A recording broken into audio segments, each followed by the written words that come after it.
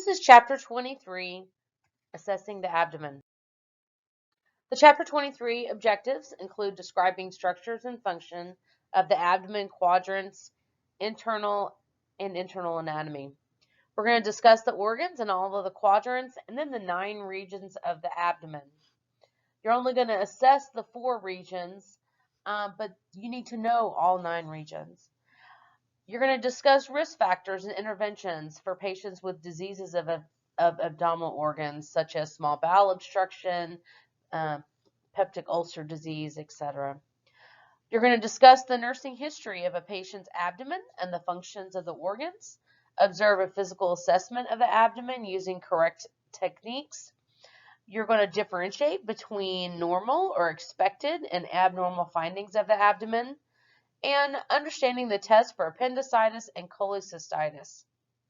You will analyze your interview and physical assessment data to formulate nursing diagnosis for a patient with abdomen issues. And finally, you're going to document and report accurate assessment findings of the abdomen. So to begin with, the structure and function of the abdomen includes the fact that it's an oval cavity that goes from the diaphragm all the way down into the pelvis. The abdominal wall muscles on the rectus abdominis on the front and on the sides protect those internal organs. Now, the internal anatomy, as you probably remember from A&P and Patho, the organs are found in a peritoneal sac. This is a shiny serous membrane that is a protective covering for the organs. The internal anatomy of the organs, as you can see here, include those that are solid or maintain their shape, like the liver and the spleen, or those that are hollow, which is, depending on the contents, changes the size, like the stomach and the colon and the bladder. Other vascular structures that are behind the abdomen organs seen here are the aorta and the iliac arteries. Now, the structure and function of the abdomen quadrants that we talked about in the objectives include the 4 quadrants of right upper, right lower, and left lower quadrants. And they use the umbilicus as the center of this X. So you will want to know and be familiar with the organs in each of those quadrants. In addition to those 4 quadrants, you should also be familiar with the epigastric region, which includes the stomach, and the hypogastric or suprapubic region, which includes the bladder. Now, the first disease that we're going to talk about is peptic ulcer disease. And in this picture, you can kind of see the gastric juices, which are acidic because they break down foods. When there's an excessive amount that's released into the stomach, sometimes they can break down the lining of the stomach and cause an ulceration. This can be painful. These ulcers can bleed and cause all kinds of concerns. So these ulcers can be located in the duodenum, which is that part of the small intestine as well. So once these ulcers start breaking down into the stomach, this can be a big problem if these things start to bleed. And we see this sometimes when the patients maybe have reflux and they have blood in their emesis. So, some risks for peptic ulcer disease can be bacteria in the GI tract, alcohol, NSAIDs like naproxen or ibuprofen, smoking, which is not helpful to any system, or stress. We know that there are some things such as stress-induced peptic ulcers. So some of the education we would provide our patients would be avoiding the increased bacteria in the gut. Eating foods that are cooked completely, maybe that don't have that excess bacteria in them. Being careful about pain medications and alcohol consumption. And if there are medications to be taken to help adjust the GI acidity that those are taken per the medical order. So when we talk to our patients about their concerns, we're going to ask them to have a history of indigestion or heartburn, any history of ulcers or reflux, any nausea or vomiting, any changes in appetite or weight loss. We know that some patients who are in childbearing age might have some nausea if they're pregnant. So knowing when their last menstrual period was is helpful. We also need to know if they're currently taking medications like Pepcid, Zantac, Prilosec, all those things, even if they're over the counter, even Tums. How much a day is somebody taking to manage their symptoms? We want to know when they last moved their bowels. What is their pattern? Are they frequently constipated, diarrhea, typically color of stool, etc. is important to know. Also, the skin tone, especially if there's a history of liver issues, because we might expect some jaundice even in the sclera. So again, any past histories of UTIs or GI disorders, if they've had appendix removed or gallbladder removed, history of hepatitis, those are all important things to note. If they've had any surgical interventions or any of those things removed would also be important. And when you're dealing with a GI situation, you might also include if they've had any other gastric surgeries whatsoever. This is important to note. And then, of course, the lifestyle and health practices of alcohol and frequent stress. So when we talk to patients about abdomen pain, we know that the different characters of pain may mean different things. Dull and aching pain may mean pressure, severe, sharp, a sudden onset of pain to the abdomen can mean something else. So we need to know the patient to describe their pain, their onset, which quadrant that pain is located in. Is it constant or intermittent? What is the severity of the pain? Is there anything that the patient's been taking to make it better or worse?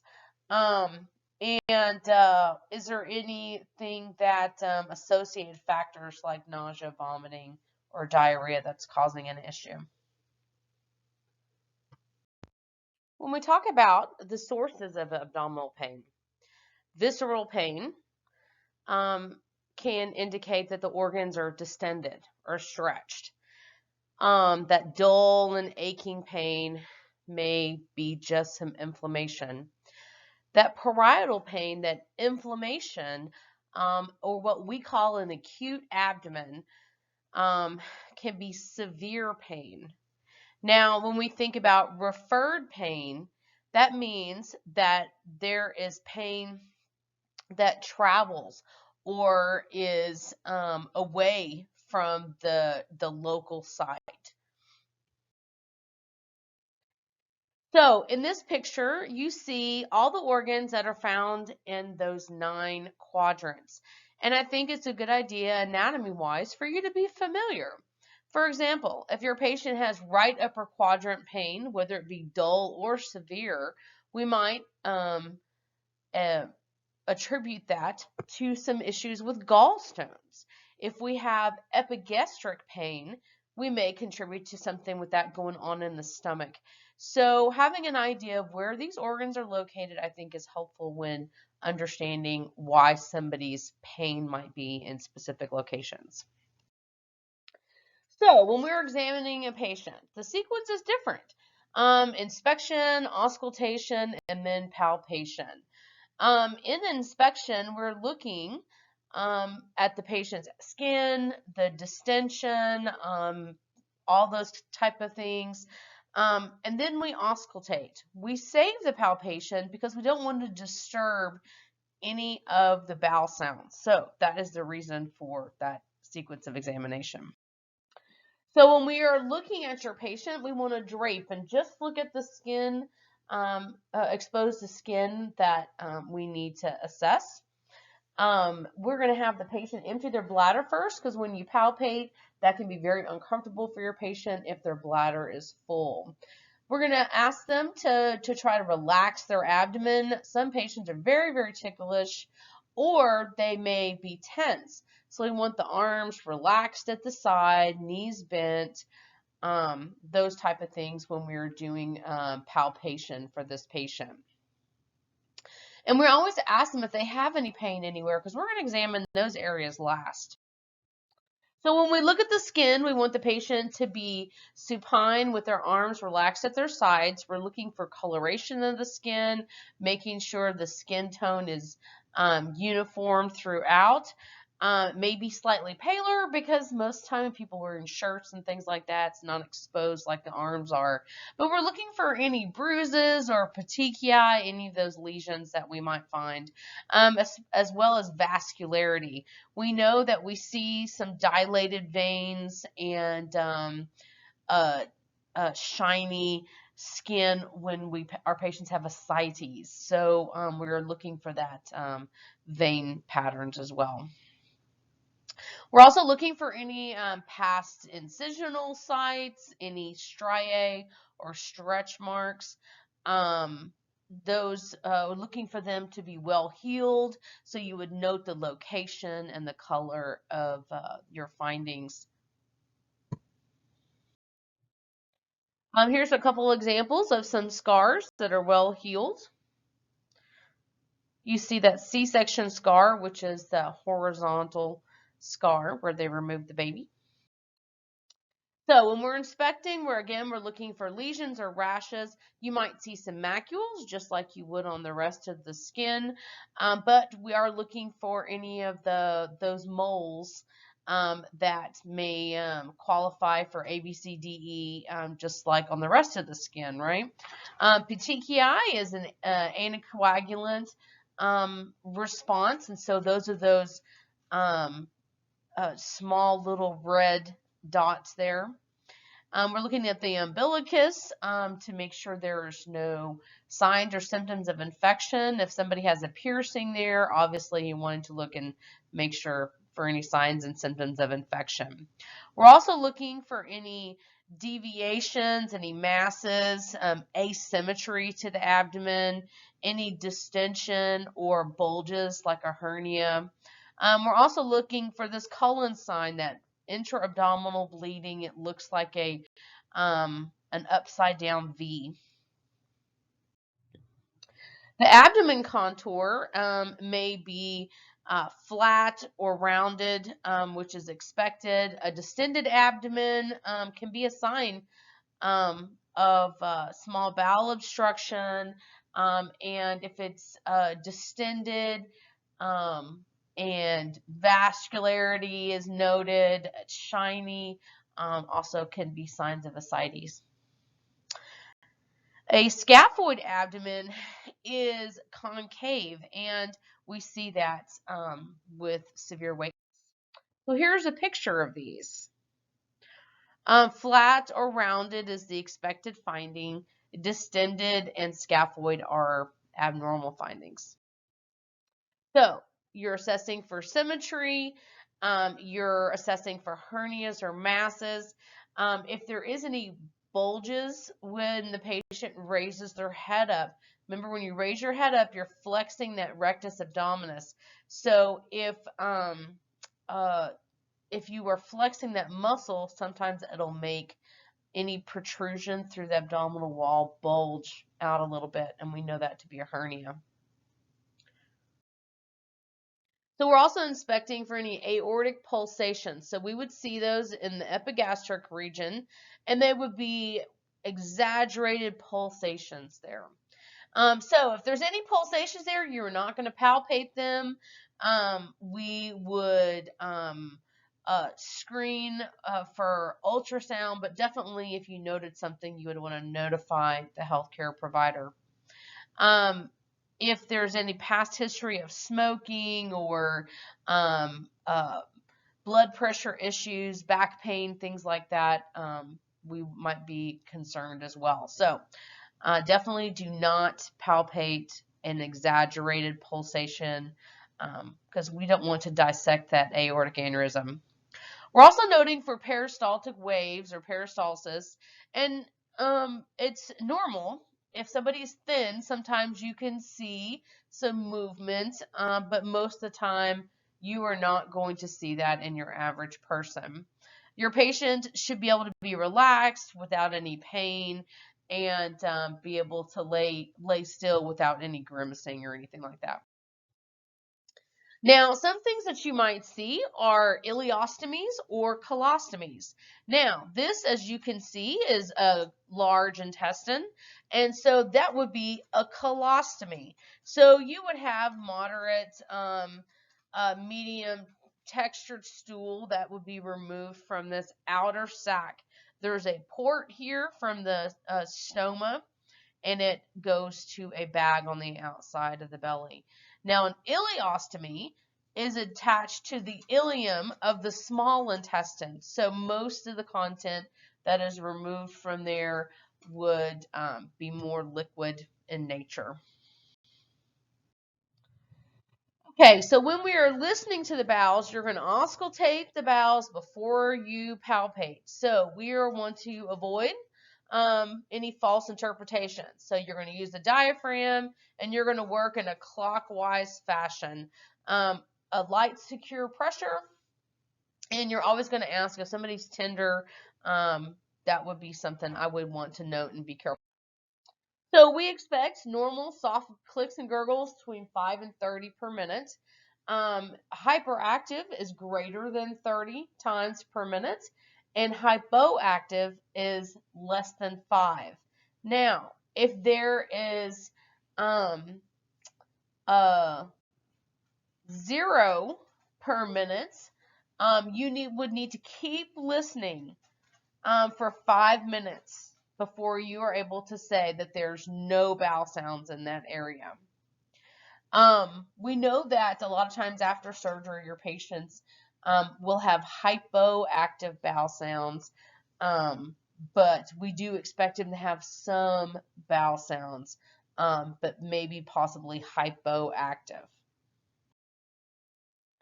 Now, in Weber and Kelly, after you auscultate bowel sounds, you, especially somebody's at risk for an aneurysm or any vascular issues, you would utilize the bell and listen for any bruits or slushing sounds on the vascularity. So that's over the aorta and the epigastric area, the renal arteries, which go to the kidneys, of course. And so we would listen for any slushing or turbulent blood flow. Obviously, this is not a diagnostic auscultation. We would confirm those things with angiogram. But if somebody's at risk or they have hypertensive issues, insufficiency artery-wise, we're looking to see, is the body perfusing the blood flow from the heart? So, an abdominal aortic aneurysm is a sac that's formed by the dilation in the artery.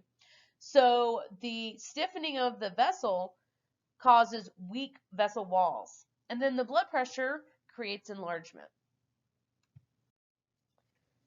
So, remember, you do not palpate this aortic aneurysm. That's very important. So, you would expect that if there is a bulge in the aorta, that it's not efficiently for perfusing blood flow down the course into the femoral arteries and into the periphery of the lower extremities. So you might expect that perfusion to be altered, decreased cap refill, pulses, those type of things, depending on the concern with the aneurysm. So this can also lead your patient to have lower abdominal and back pain and poor perfusion to the extremities. So here's a picture of this aortic aneurysm. And you can see when this is really ballooned out, that it is not, the perfusion is not happening the way it is supposed to when it is like that. So another thing that we might possibly do is measure somebody's abdominal girth. Now, if somebody has abdominal distension, for example, with ascites, and we are providing them diuretics, things like that, to help reduce that fluid that is in the abdomen area, we may measure before and after the intervention of diuretics, etc., to see if that's helping. Also, there is such a thing called pericentesis, where we go in and remove large amounts of fluid from the abdomen, and we might do an abdomen girth assessment pre and post that as well. So ideally, the patient would be standing, but we can do it supine. You just need to be sure that you're noting you're comparing apples to apples. If you're comparing before and after when they're lying down, both of them need to be the same, so you have a good comparison. You record the distance and be sure you're taking the future measurements and documenting how you took that measurement. Now, when we get to light palpation, again, we've already asked the patient, do they have any pain? If they do have any tender areas, we are going to assess that area last. We're going to use the 3 fingertips. We're going to palpate with one hand, non-tender quadrant first. We are not pressing down. We are just feeling the surface with our fingertips. So we want to minimize any guarding or any pain from the patient. So you're going to be very gentle. All you're feeling for is any lumps or bumps underneath your fingertips or increased pain as you're spanning over the abdomen. Now, the patient, in order to prevent ticklishness or discomfort, can bend their knees to soften their abdomen when you're doing this. So here's a picture of the light palpation. It's one-handed. The expectation is that the abdomen's non-tender, soft, no guarding. If there is involuntary reflex guarding, this could be related to peritoneal irritation, and this is an emergent situation. Now, if they are right-sided guarding, remember we said right upper quadrant is where the gallbladder is. So if they're guarding with right upper quadrant, that could be gallbladder. Now, when we palpate the umbilicus and surrounding areas, because we know sometimes that hernia or protrusion of the bowel loop through the abdominal wall can happen at the umbilicus. It can happen as a hiatal hernia. It can happen as an inguinal hernia down in the groin. It can happen anywhere. So we are assessing for any bulges or masses. Now, you're not going to press the bulge back down underneath the muscle. Do not do that, because you don't know whether that bowel is twisted or all of those kind of things. So do never poke a hernia back down into place. That we do not want to do that. So we're going to note if there's any bulges or masses, any of those type of things, using our quadrants and for your documentation. And again, do not palpate any midline masses. We do not do deep palpation. You will see some doctors doing deep palpation, but you will not do deep palpation. But do know that they are looking for any masses or enlargements, things like that, hepatomegaly, splenomegaly, but you are not going to do that as a general practitioner. So, you will palpate the urinary bladder. Now, we know this is in the hypogastric or suprapubic area. We start at the bottom of the bladder and work your way up at the symphysis pubis, moving upward and outward. Most of the time, an empty bladder is not palpable or tender. It's when they're distended that they become smooth and round and firm. Here is a good picture of ascites. Remember, we were talking about that vascularity on the surface, very distended and tight and shiny. The ascites is a fluid wave that is found in the abdomen, that excess fluid. Now, some of the 10 tests for appendicitis, even though you're not going to be doing those as the bedside nurse, I'm going to ask you to know what these tests are. So, rebound tenderness, you're palpating for the appendix, which is right lower quadrant, right? So, you press down in the right lower quadrant and you release the pressure, and that severe stabbing pain from appendicitis is called Bloomberg sign. Now, the referred rebound tenderness test is we palpate in the left lower quadrant, and then the right lower quadrant feels the pain. So the pain is referred from the left lower quadrant to the right lower quadrant. So we want to be very, very careful with this because you do not want to rupture the appendix, even the physician. So they don't do a lot of deep palpation either. We opt for CT scans and ultrasounds, but that's the expectation for referred rebound tenderness tests. The two other tests for appendicitis are for the psoas sign, and you can see where that appendix is and right where that psoas muscle are right next to each other. So if you are on the left side and the right leg comes back and there is right lower quadrant pain, that would make sense that it would irritate that appendix there. Now the obturator sign, again, you can see where the muscle is and where the appendix is.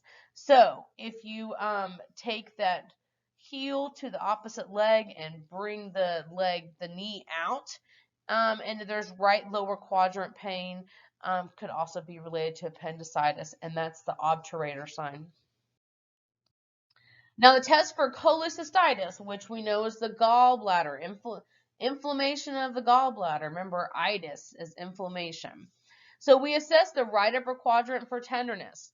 You press your fingertips and ask the patient to inhale. If there's no pain, then that is negative. If there's sharp pain, that is a positive. Murphy's sign is for the right upper quadrant tenderness. Now, we talked about acute abdomen earlier, but this, as I want to remind you, is a distress for the patient. This is a symptom of intra-abdominal disease and requires quick action. You can imagine if somebody's appendix ruptures, if their gallbladder ruptures, that all of that stuff from that organ is going to leak into the peritoneal cavity and can cause all kinds of messy issues because that fluid or whatever's in that organ should not be within the peritoneal cavity. So it tends to make a big O mess. Some red flags that your patient is having an acute abdomen situation can be signs of those shock, those tachycardia, blood pressure dropping, signs and symptoms of fever, infection, pain. Peritonitis is inflammation of the peritoneal sac. And there could be distension with that, severe pain. That is a clinical emergency for your patient. So here's the descriptions of peritonitis, that inflammation of the peritoneum. It can be multiple different things. Maybe there's an infection in the GI tract, a tear compared to ruptured appendix, ruptured stomach ulcer, diverticulitis that's leaking into the peritoneal cavity, swelling and abdominal tenderness and pain are big signs. And so when it starts to get dull and achy, we start looking at all the other findings, looking at the other diagnostic tests to find out what's going on with your patient. But when somebody's having severe sharp pain and they are having those shock symptoms like we just talked about, that is an emergent situation that we evaluate them as soon as possible. So in summary, can you name all the organs in each of the quadrants of the abdomen? Do you know some of the older adult considerations for abdomen? These are definitely noted in Weber and Kelly, and I encourage you to look at some of these things because as adults get older, the overall decrease in volume of fluid in the body causes dehydration. Their appetite decline can cause issues with their abdomen as well. Do you know some of the types and sources of abdominal pain? What are some of the primary risk factors with peptic ulcer disease? And when you're inspecting the abdomen, what are your priorities? How are you assessing them? What is the order of examination? Do you know the expected and abnormal findings of auscultations? How do you auscultate? What is your process? When you're palpating, light palpation only, how are you doing that? And if the patient's has abnormal findings, what might those be related to? Lastly, where's appendix, gallbladder located? And do you know all the tests that are related with these findings?